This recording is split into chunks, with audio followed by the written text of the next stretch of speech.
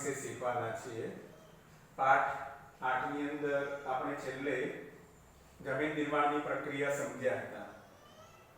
જમીન એ કુદરત તરફથી મળેલી અનમોલ ભેટ છે અને પૃથ્વીના ઉપરના પોપડાના પાતળા સ્તર જે બારીક ચૂર્ણથી બનેલું છે, જેમાં જૈવિક દ્રવ્યો અને ખનિજ દ્રવ્યો એનું કુદરતી મિશ્રણ છે, તેને આપણે જમીન કહી હતી।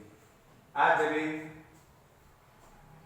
ICAR Indian council of agriculture research આ સંસ્થાએ જમીનને જુદા જુદા 8 પ્રકારમાં વિભાજિત કરી હતી, જેનો ઉલ્લેખ આપણે આગળ કરી ચૂક્યા છીએ। હવે અહીંયાથી આગળ વાત કરીએ તો એ જમીનના 8 પ્રકારમાંની પહેલી જમીનનો પ્રકાર હતો કાપની જમીન। કાપની જમીન ભારતના જે કુલ ક્ષેત્રફળ છે 32.87 લાખ ચોરસ કિલોમીટર, અને એ 32.87 લાખ ચોરસ કિલોમીટરના માત્ર 43% ભાગની અંદર આ જમીન આવેલી છે। એનો અર્થ એ થયો કે ઘણા વિશાળ વિસ્તારની અંદર આ જમીન આવેલી છે।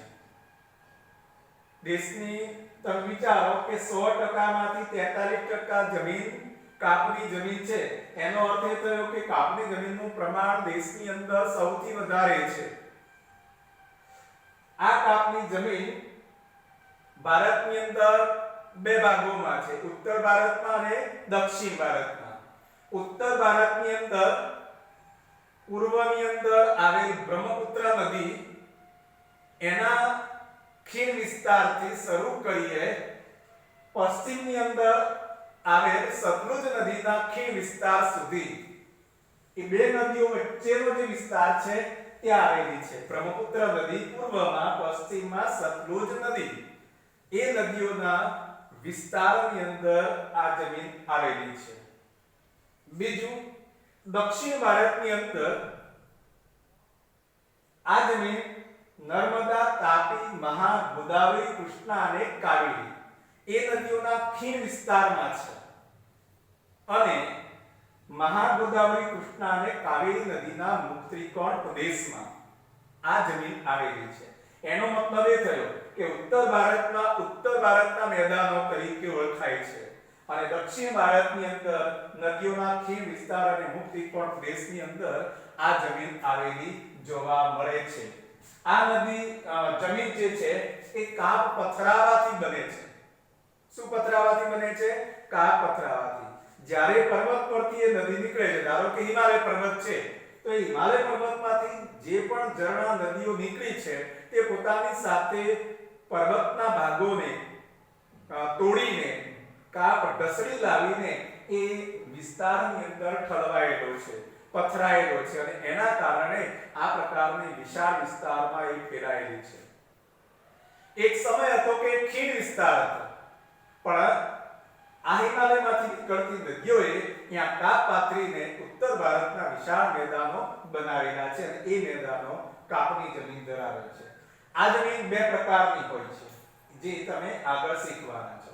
ચાલો બીજું, હવે આગળ કહીએ કે એના લક્ષણો કીધા કે કાપ પથરાવાથી બને છે, બે પ્રકારની હોય છે, ખદર અને બાંગર, બે પ્રકારની જમીન હોય છે। ખદર જમીન કેવી હોય?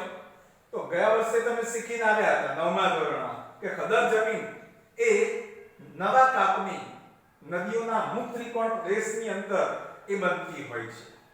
નદીઓના ખીણ વિસ્તારમાં તે નવો કાપ પથરાતો હોય છે, પૂરના મેદાનો બનાવતા હોય છે।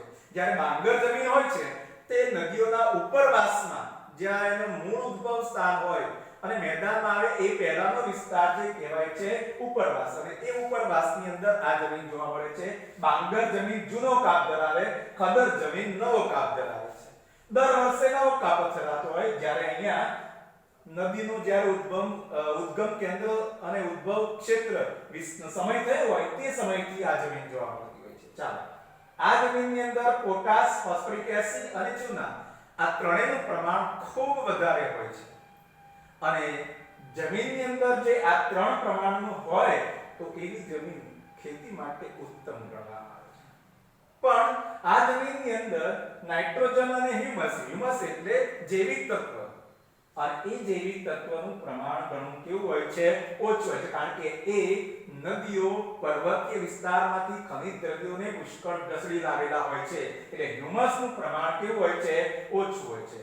આ નાઇટ્રોજનનો અને હ્યુમસનું પ્રમાણ વધારવું હોય, નાઇટ્રોજનનું પ્રમાણ વધારવું હોય તો તમારે આ જમીનની અંદર શું ઉગાડવો પડે, કઠોળનો પાક ઉગાડવો પડે. જો કઠોળનો પાક ઉગાડવામાં આવે તો નાઇટ્રોજન તત્વ ઉમેરી શકાય છે.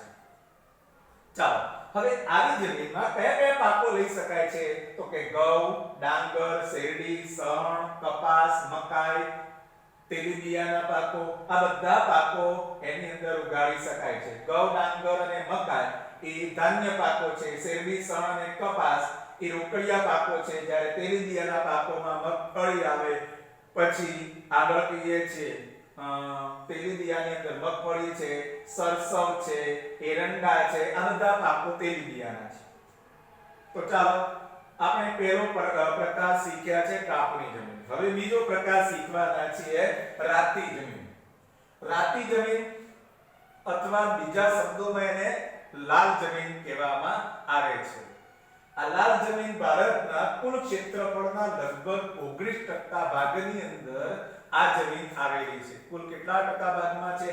19% ભાગની અંદર.